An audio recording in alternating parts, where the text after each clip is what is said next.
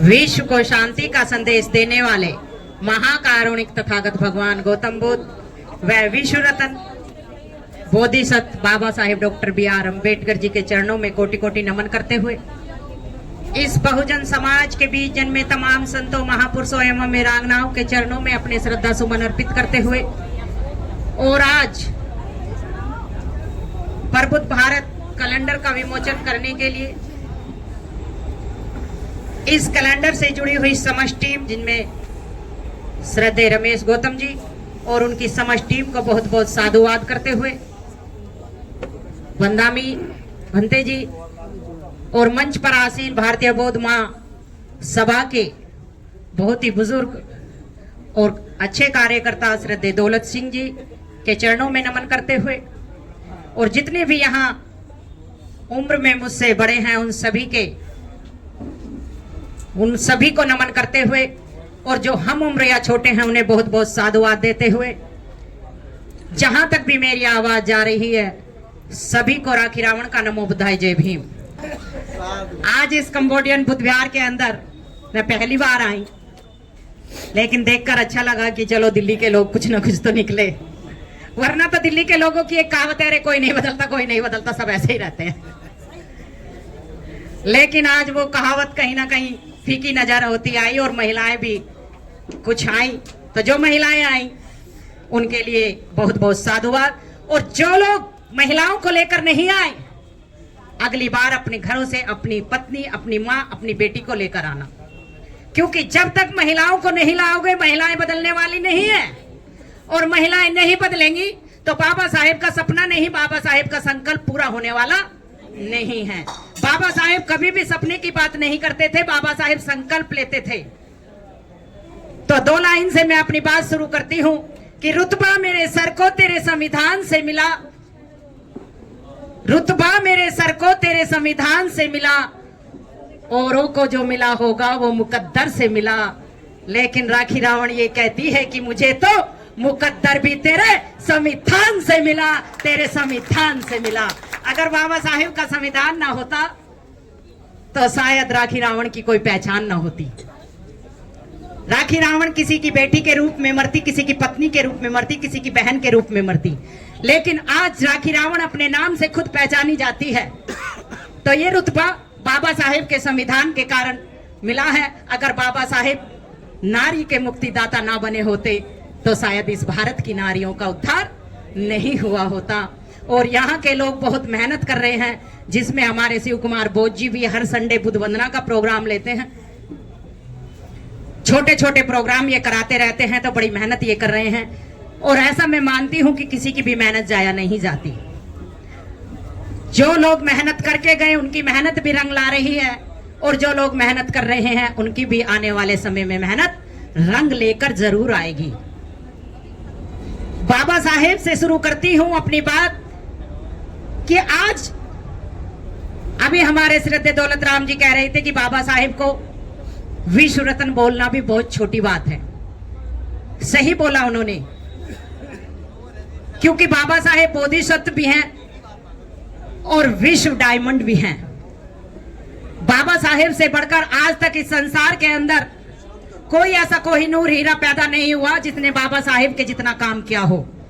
बाबा साहेब ने 5-5 क्षेत्रों में आंदोलन किया और 5 क्षेत्रों में उन्होंने सफलता पाई। इस धरती पर अभी तक ऐसा कोई पैदा नहीं हुआ पूरे संसार के अंदर। किसी ने राजनीति में काम किया तो उसने राजनीति में सफलता पाई, किसी ने सामाजिक क्षेत्र में काम किया तो उसने सामाजिक क्षेत्र में सफलता पाई, किसी ने अर्थव्यवस्था पर काम किया तो उसने अर्थव्यवस्था पर काम करके सफलता पाई, किसी ने धार्मिक काम किया तो उसने धार्मिक में सफलता पाई। लेकिन बाबा साहेब डॉक्टर बी.आर. अम्बेडकर एक ऐसे कोहिनूर है जिन्होंने 5-5 क्षेत्रों में काम किया और 5 क्षेत्रों में ही बाबा साहेब डॉक्टर बी.आर. अम्बेडकर ने सफलता प्राप्त की।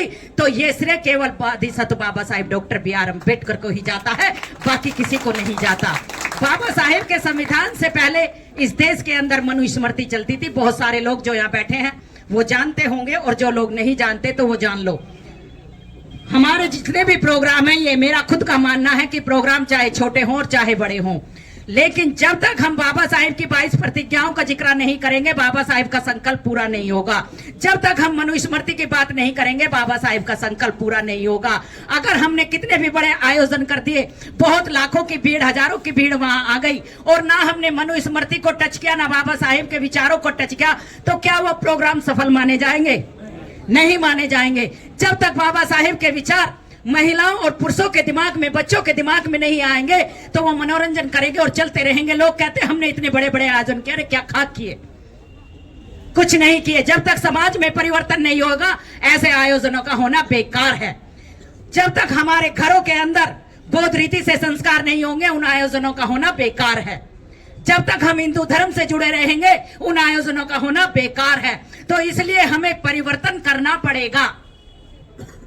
बाबा साहेब ने मनुस्मृति के अनुसार, बाबा साहेब का संविधान 26 जनवरी 1950 को इस देश के अंदर लागू होता है, लेकिन 26 जनवरी 1950 से पहले इस देश के अंदर मनुस्मृति का नाम का एक ग्रंथ था, जो व्यवहार में अभी भी ये लोग हमारे ऊपर लागू करना चाह रहे हैं। इसलिए दिन रात लड़ाई, एक तरफ संविधान है और दूसरी तरफ मनुस्मृति है। आज भी तो यही लड़ाई है ना, या कोई दूसरी लड़ाई है?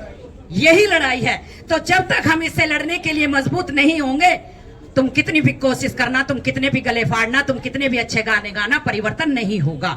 जब तक हम संविधान को नहीं पढ़ेंगे, जब तक हम मनुस्मृति को नहीं पढ़ेंगे, तब हम उनसे लड़ने के लिए तैयार होंगे।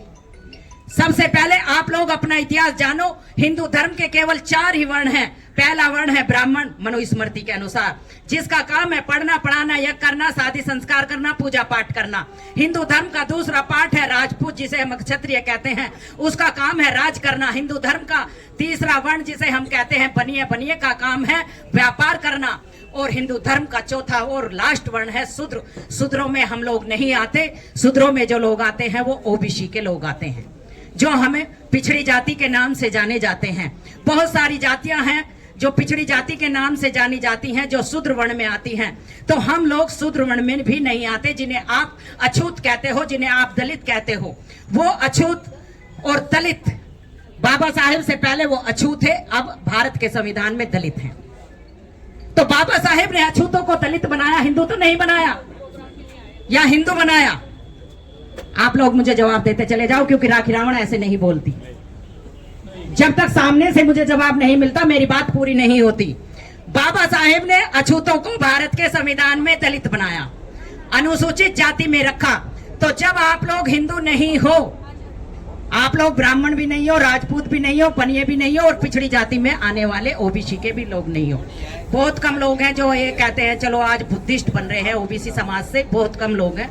लेकिन वो धर्म का कोलम अलग हो गया। लेकिन हमारी जो लड़ाई है, जो हमारी वंशानुगत लड़ाई रही है, और जो आज भी है और जो आगे भी होने लगेगी, वो है अछूत।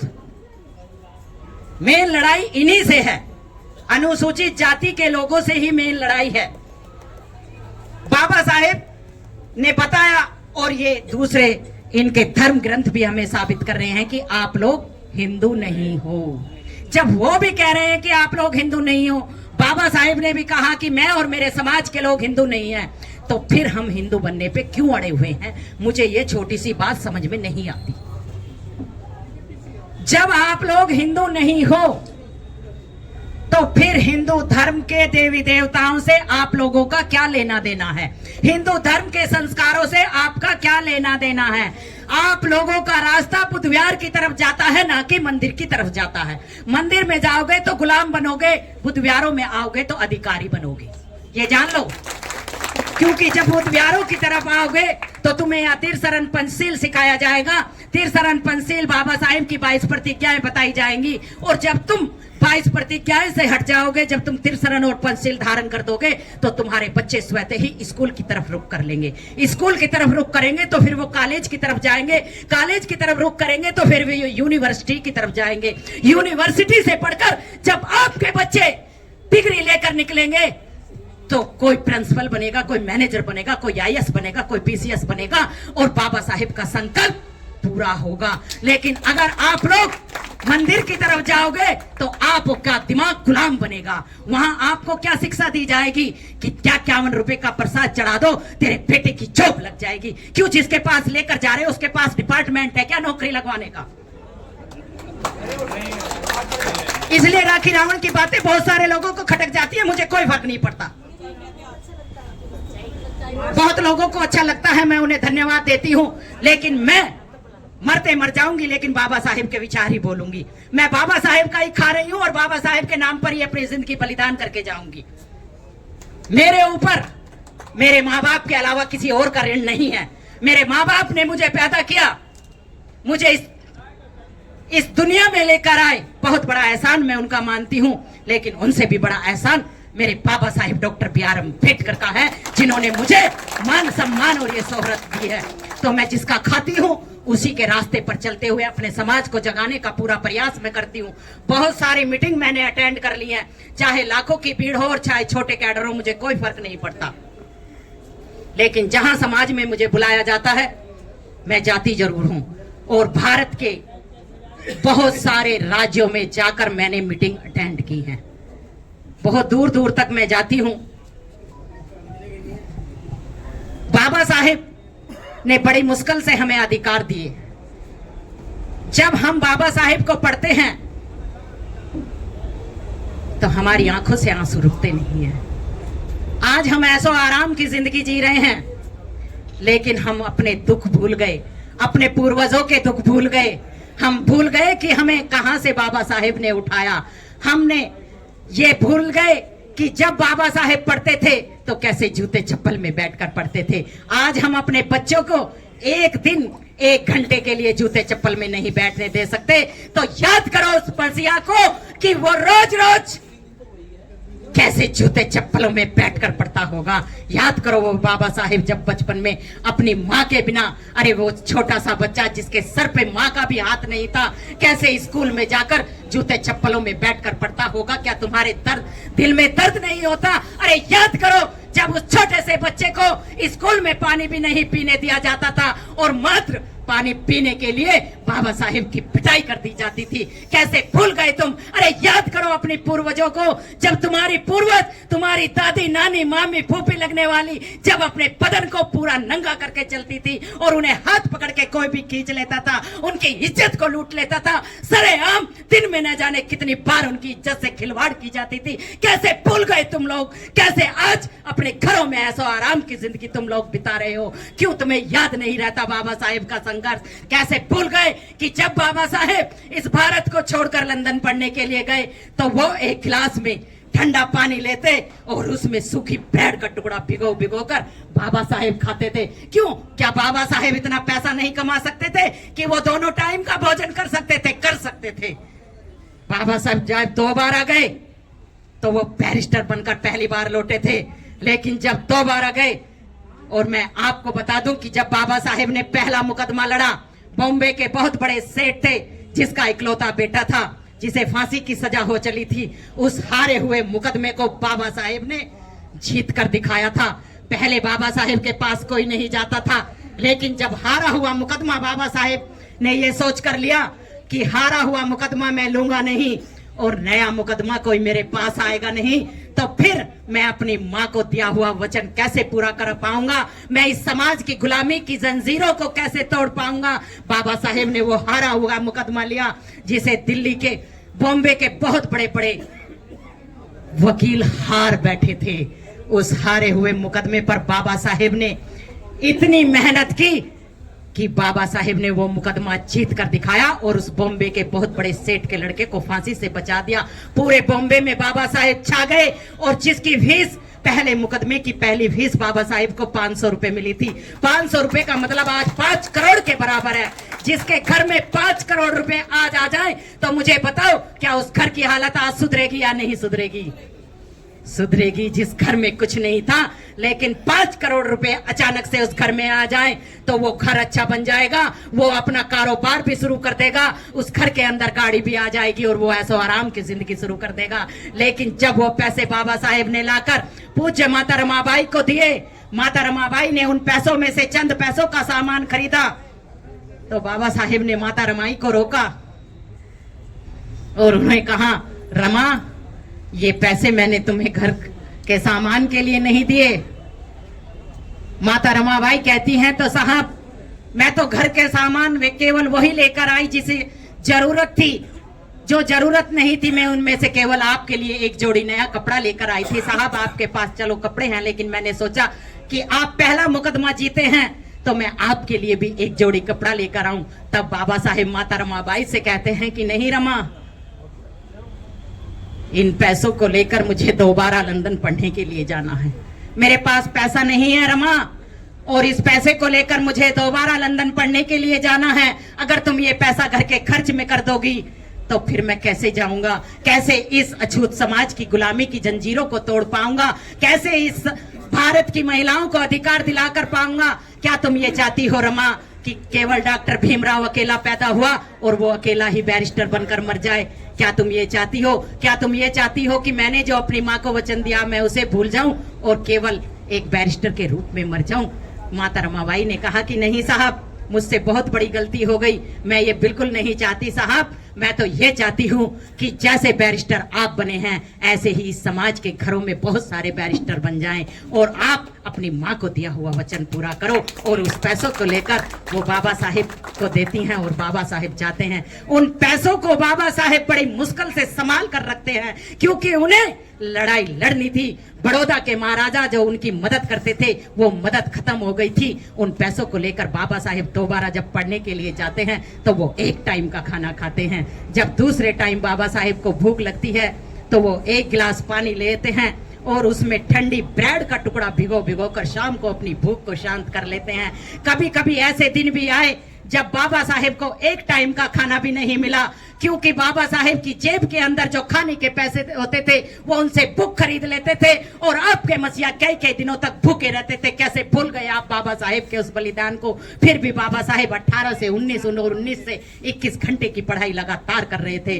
बाबा साहेब का बच्चा रमेश मरा बिना दवाई के, बाबा साहेब की बेटी मरी बिना दवाई के, बाबा साहेब का बेटा गंगाधर मरा बिना दवाई और कफन के, बाबा साहेब का बेटा मरा राजरतन बिना दवाई और कफन के। बाबा साहेब के चौथे बेटे का जिक्र मैं यहाँ जरूर करके जाऊंगी, अपने हर कैडर में करती हूँ। जब बाबा साहेब जर्मन से लौटते हैं संस्कृत पढ़कर तो माता रमाई के पास सीधे जाते हैं और कहते हैं कि रमा, अब मैं भारत लौट आया हूँ। 3 बच्चे मुझसे बाद में मर गए, चौथे को नहीं मरने दूंगा। राजरतन अभी बचा है, मैं राजरतन को इतना शिक्षित और इतना शक्तिशाली कर दूंगा कि राजरतन एक दिन इस देश पर राज करेगा। माता रमाई को कुछ हिम्मत आई कि अब मेरे साहब आ गए हैं तो शायद राजरतन बच जाएगा। लेकिन बाबा साहेब ने कह तो दिया, बाबा साहेब के पास टाइम नहीं था।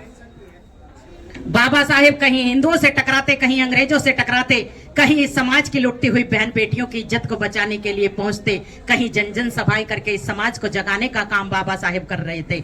इसलिए बाबा साहेब को घर गए महीनों हो जाते थे और राजरतन का वही हाल हुआ जो गंगाधर का हुआ था।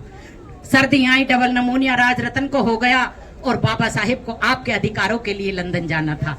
एक तरफ घर के अंदर बेटे की अंतिम सांस चल रही थी तो दूसरी तरफ बाबा साहेब को आपको इस देश का शासक बनाने के लिए लंदन जाना था। जब अंतिम सांस चल रही थी माता रमाई की हिम्मत टूट गई और उन्होंने कहा कि साहब, आपने मुझे झूठा वचन दिया, कहां जा रहे हो आप? राजरतन मरने वाला है, आप ये कहते थे कि राजरतन एक दिन इस देश पर राज करेगा। माता रमाई कह रही थी और रो रही थी, बाबा साहेब कह रहे थे कि रमा, ये बचेगा, ये मरेगा नहीं। और माता रमाई ने रोते रोते कहा कि नहीं साहब, मेरी आंखों के सामने मेरे 3 बच्चे मरे हैं, चौथा भी मरने वाला है, मैं जानती हूँ राजरतन नहीं बचेगा। बाबा साहेब जो दर्द छिपाकर जा रहे थे वो दर्द बाबा साहेब की आंखों से बाहर आया और अपने मरते हुए बेटे को माता रमाई की गोद से अपनी गोद में लेकर बाबा साहेब बोले, हाँ रमा, मैं जानता हूँ राजरतन नहीं बचेगा, लेकिन रमा तुम आज मुझे लंदन जाने दो। अगर मैं लंदन नहीं गया रमा तो इस भारत के अंदर जो हमारे ये 7 करोड़ अछूत बच्चे हैं, जो मनुस्मृति के हजारों सालों से शिकार हैं, जो राजरतन से भी ज्यादा बीमार हैं, अगर आज ये डॉक्टर भीमराव अंबेडकर लंदन नहीं गया तो कोई दूसरा डॉक्टर भीमराव अंबेडकर भारत में पैदा नहीं होगा और इन्हें ऊपर उठाने के लिए, इनकी आवाज को उठाने के लिए कोई लंदन नहीं जाएगा। रमा, मैं तुम्हें वचन देकर जाता हूं, मुझ पर विश्वास रखो, आज राजरतन को मर जाने दो, लेकिन जब मैं लंदन से अधिकार लेकर भारत में वापस लौटूंगा। कितना घमंड था बाबा साहेब को आपके ऊपर, और उन्होंने तड़के से कह दिया कि रमा, जब मैं अधिकार लेकर इस भारत में वापस लौटूंगा तो इन्हीं 7 करोड़ अछूतों के घर में रमा हमारे बच्चे होंगे और वो इस देश के शासक जरूर बनेंगे, क्योंकि ये डॉक्टर भीमराव अंबेडकर लंदन में इन्हें अधिकार दिलाएगा। और बाबा साहेब अपना बैग उठाते हैं और लंदन के लिए चले जाते हैं। लंदन में 3 गोलमेज सम्मेलन होते हैं, 1930, 1931 और 1932। 1932 में बाबा साहेब आपको इस देश का राष्ट्रपति बना देते हैं। 1932 में बाबा साहेब ने आपको शिक्षा का अधिकार दिला दिया। 1932 में बाबा साहेब ने आपको सामाजिक ऊंच नीच जो थी उसको बराबर कर दिया। 1932 में बाबा साहेब ने आपकी अर्थव्यवस्था आर्थिक क्षेत्र में आपको अधिकार दिला दिया। 1932 में बाबा साहेब ने आपको वोट का अधिकार दिलाकर राजनीति का द्वार बाबा साहेब ने खोल दिया। 1932 में आपके लिए शिक्षा का दरवाजा बाबा साहेब ने खोल दिया। शिक्षा का दरवाजा खोला तो इस समाज के लोग पढ़ने लगे। महिलाओं को शिक्षा का अधिकार दिलाया तो भारत की महिलाएं पढ़ने लगी। भारत की महिलाएं पढ़ने लगी तो उन अधिकारों को सबसे पहले पनिया और ब्राह्मणों ने कब्जाया। इस देश की ब्राह्मण और महिलाएं आगे बढ़ी और उन्होंने शिक्षा के हथियार को अपनाकर वो व्यापार के क्षेत्र में निकली। और जो ब्राह्मण की महिलाएं लड़कियां होती थी उन्होंने उसको हथियार बनाकर वो पुरुषों के साथ कंधे से कंधा मिलाकर चली। और जो ऊंची ऊंची कुर्सियां थी उन पर उन्होंने कब्जा कर लिया। अधिकार दिलाया बाबा साहेब ने और सबसे पहले कब्जा पा लिया इस देश की मनुवादी व्यवस्थाओं ने। और हमारे समाज की महिलाएं घूंघट में रह गई या नहीं? अरे मलाई वो मार गए और अब घूंघट में रह गए। आपने छाछ भी नहीं पी।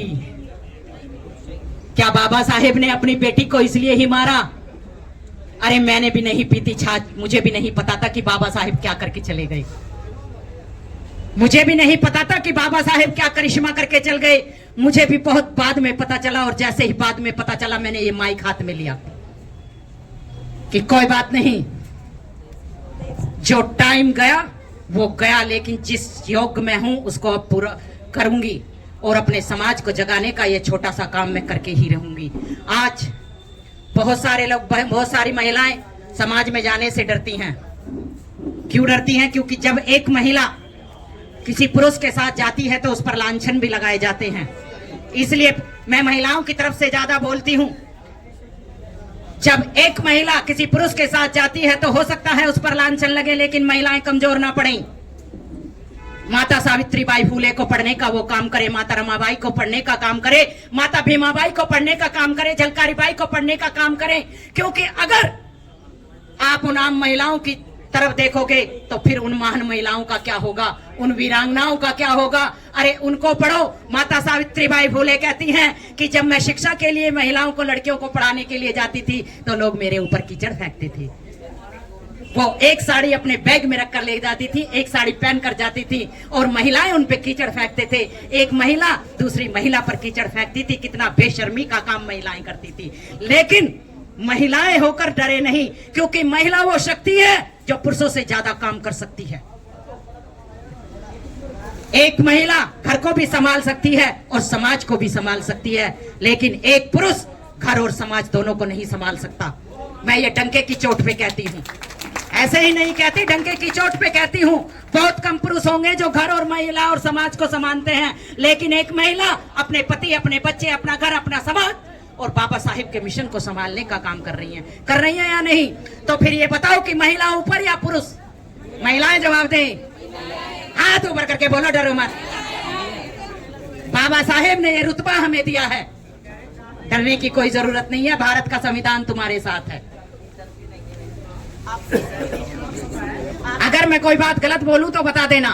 बाबा साहेब पढ़ते रहे और इस देश की मनुवादी व्यवस्था से लड़ते रहे। बाबा साहेब, अभी मेरी छोटी बहन पूनम बोध जी कह रही थी कि बाबा साहेब ने 1935 में नासिक में घोषणा की कि यद्यपि मैं हिंदू धर्म में पैदा हुआ, ये मेरे वश की बात नहीं, लेकिन मैं हिंदू रहकर मरूंगा नहीं, ये मेरे वश की बात है। आखिर क्यों बाबा साहेब ने ये घोषणा कर दी?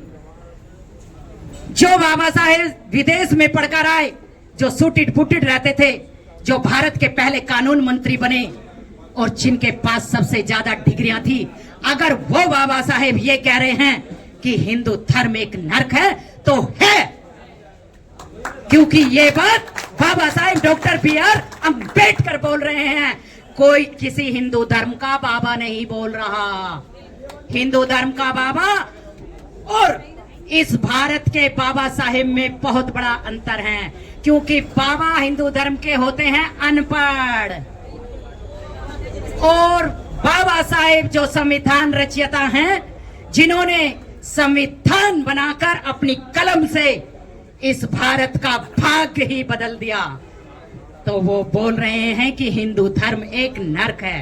तो है, और ऐसे ही नहीं बोला, इनके धर्म ग्रंथों में साबित किया। ये बाबा साहेब ने अपने पास से नहीं बोला। जितने भी हिंदू धर्म को मानने वाले लोग हैं, पढ़ना शुरू कर दो इनके धर्म ग्रंथों को। संविधान को बाद में पढ़ लेना, पहले इनके धर्म ग्रंथों को पढ़ना शुरू कर दो कि कैसे थे इनके देवता और क्या क्या लिखा है महिलाओं के बारे में। अरे हिंदू धर्म के वेदों में लिखा है महिला पैर की जूती होनी चाहिए। हिंदू धर्म के धर्म ग्रंथों में लिखा है कि महिला को पति जब चाहे जुए में हार सकता है।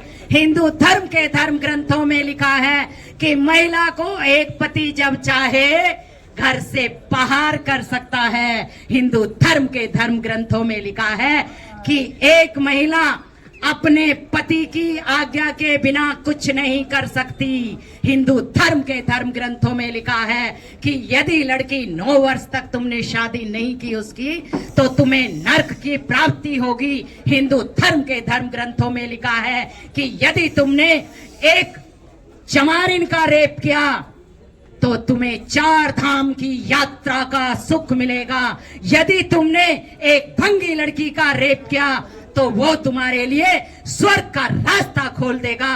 इतने इतने गंदे गंदे अश्लील शब्द इनके धर्म ग्रंथों में लिखा है। हिंदू धर्म के धर्म ग्रंथों में लिखा है कि इस देश के अछूतों को पढ़ने का कोई अधिकार नहीं है। हिंदू धर्म के धर्म ग्रंथों में लिखा है कि उन्हें व्यापार करने का कोई अधिकार नहीं है। हिंदू धर्म के धर्म ग्रंथों में लिखा है कि इन अछूतों की महिलाओं को अपना पूरा बदन ढकने का कोई अधिकार नहीं है। हिंदू धर्म के धर्म ग्रंथों में लिखा है कि ये अछूत महिलाओं को नौकरी और व्यापार करने का कोई अधिकार नहीं है। हिंदू धर्म के धर्म ग्रंथों में लिखा है कि जैसे उसके घर में कोई चाय, पहले वो अपने पिता के अधीन होनी चाहिए, फिर अपने भाई के अधीन होनी चाहिए, और उसकी शादी हो जाती है तो फिर वो अपने पति के अधीन होनी चाहिए। यानी कि एक महिला, एक नारी, एक लड़की कभी भी अपने पूरे जीवन पर्यंत स्वतंत्र नहीं होनी चाहिए। अब मुझे ये बता दो कि यहाँ कितनी महिलाएं ऐसी बैठी हैं जो गुलाम बनकर अपना जीवन जीने के लिए तैयार हैं।